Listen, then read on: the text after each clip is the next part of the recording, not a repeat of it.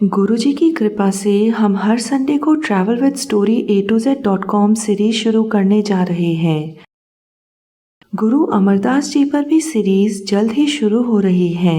Videos को ज़्यादा से ज़्यादा शेयर करें और लाइक करें और चैनल को सब्सक्राइब करें। सतनाम श्री वाहिगुरु।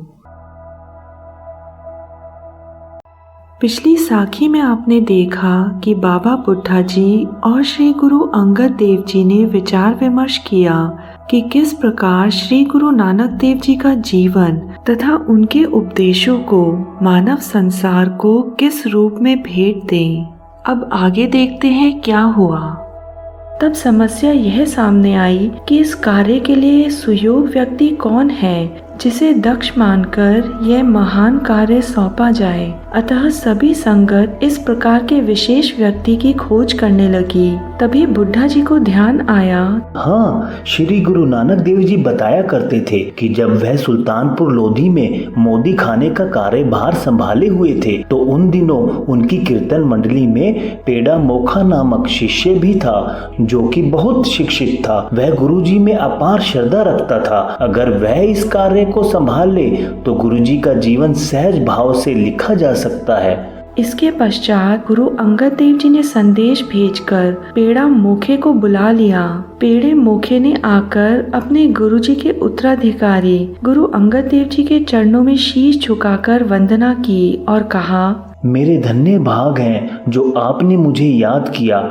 भले ही हम पहली बार आपस में मिल रहे हैं, परंतु मैं आपके विषय में बहुत सुनता रहता हूँ, अतः मैं आपको बहुत अच्छी तरह जानता हूँ। यह संयोग की बात थी कि मैं जब गुरु नानक देव जी को मिलने आता था तो आप अपने घर में खंडूर साहिब छुट्टी लेकर गए हुए होते थे तथा जब भी गुरुदेव जी सुल्तानपुर आते थे तो संयोगवश आप साथ नहीं होते थे, इसलिए एक दूसरे से मिलना नहीं हो पाया।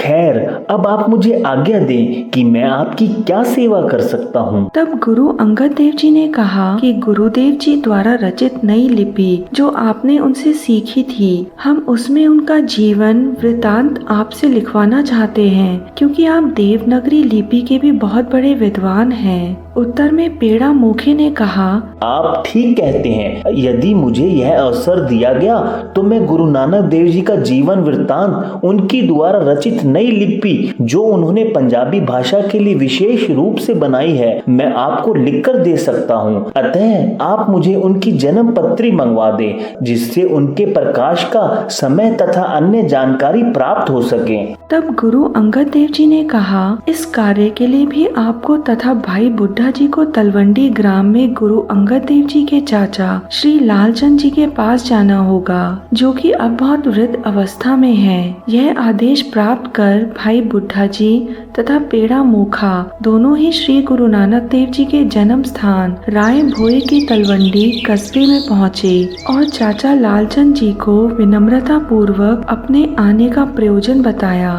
चाचा लालचंद जी ने उनका हार्दिक स्वागत किया तथा कहा, आए आए, मैं भी श्री गुरु नानक देव जी के उत्तराधिकारी के दर्शन करना चाहता हूँ, अतः मुझे भी आपके साथ चलना है। तब जन्म पत्री खोज निकाली गई, जिसे प्राप्त कर बाबा बुड्ढा जी, भाई पेड़ा मोखा जी तथा चाचा लालचंद जी खडूर साहिब के लिए प्रस्थान कर गए। खडूर साहिब पहुंचने पर गुरु अंगद देव जी ने चाचा लालचंद जी का बहुत आदर सत्कार किया, जिससे चाचा जी बहुत प्रभावित हुए तथा उन्होंने गुरु जी का आग्रह मानकर गुरु नानक देव जी का बाल्यकाल तथा तलवंडी में बिताया जीवन लिखवाने का कार्य अपने उत्तरदायित्व में ले लिया। अब भाई पेड़ा मोखा जी ने जन्म पत्री को देवनागरी लिपि से श्री गुरु नानक देव जी द्वारा रचित नई लिपि, जिसका नामकरण करना बाकी था, में अनुवाद करना प्रारंभ कर दिया।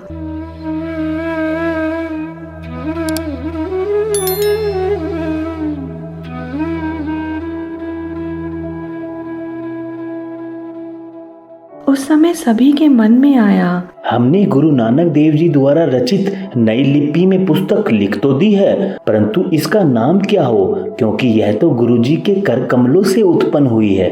इसका नाम गुरुमुख ही रखते हैं क्योंकि यह गुरुमुख से उत्पन्न हुई है। क्योंकि गुरुदेव जी का मुख्य उद्देश्य था कि सभी वर्ग के लोग, विशेषकर जनसाधारण इसे सीखें तथा संस्कृत जैसी भाषा जो कि ब्राह्मण पंडित वर्ग तक सीमित है और लोक भाषा नहीं है, से छुटकारा प्राप्त कर स्थानीय भाषा को बढ़ावा देने के लिए इसे प्रयोग में लाया जाए।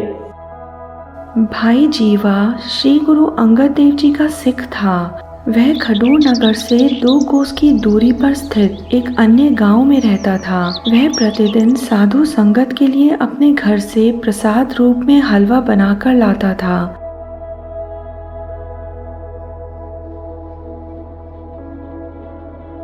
जब गुरु दरबार में कीर्तन तथा कथा इत्यादि की समाप्ति होती तो प्रार्थना के पश्चात हलवा अर्थात कड़ा प्रसाद सभी भक्तजनों में वितरित किया जाता।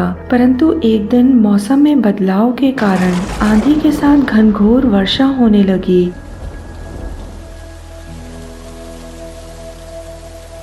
जिस कारण भाई जीवाजी महसूस करने लगे, लगता है बारिश के कारण मैं प्रसाद लेकर नहीं पहुंच पाऊंगा। उन्होंने प्रभु चरणों में प्रार्थना की, हे प्रभु, तुम्हारे चरणों में प्रार्थना है। हे प्रभु, मुझे कुछ समय चाहिए ताकि मैं संगत में प्रसाद समय अनुसार पहुंचा पाऊं। उनकी प्रार्थना पर तुरंत वर्षा बंद हो गई और भाई जीवाजी समय रहते पहुंच गए। परंतु गुरुजी ने उस दिन उनका प्रसाद स्वीकार नहीं किया। इस पर भाई जीवाजी गुरुदेव के चरणों में झुके और प्रश्नवाचक दृष्टि से पूछने लगे, गुरुवर, मुझसे क्या गलती हुई है? उत्तर में गुरुजी ने कहा, यदि आज कुछ देरी हो भी जाती या आप ना भी पहुंच पाते तो क्या हानि हो जानी थी, परंतु आपने अपने निजी स्वार्थ के लिए प्रभु के कार्य में हस्तक्षेप किया है। आपको प्रभु की रजा में रहना चाहिए था। भक्तजन कभी भी प्रभु के कार्य में रुकावटें नहीं डाला करते, वह तो हर हाल में प्रसन्न रहना सीख जाते हैं। गुरु स्तुति सुनकर गुजर नामक एक लोहार परमार्थ का पंथी बनने की इच्छा से गुरु अंगद देव जी के दरबार में मार्गदर्शन की अभिलाषा लेकर उपस्थित हुआ। उसने गुरु जी के समक्ष अपनी समस्याएं रखी। गुरु साहब, समय के अभाव के कारण भजन के लिए अवकाश ही नहीं मिल पाता। गृहस्थी के झमेलों में उलझे रहने के कारण कोई भी समाज सेवा का कार्य भी नहीं कर पाता। अतः मेरा कल्याण करे। मैं कैसे पाठ पूजा कर सकता हूँ, भगवान में लीन हो सकता हूँ। आगे क्या हुआ यह देखने के लिए हमारा चैनल सब्सक्राइब करें, वीडियो लाइक करें और शेयर करें। हमें सपोर्ट देने के लिए ज्वाइन बटन दबाएं। सतनाम श्री वाहे गुरु।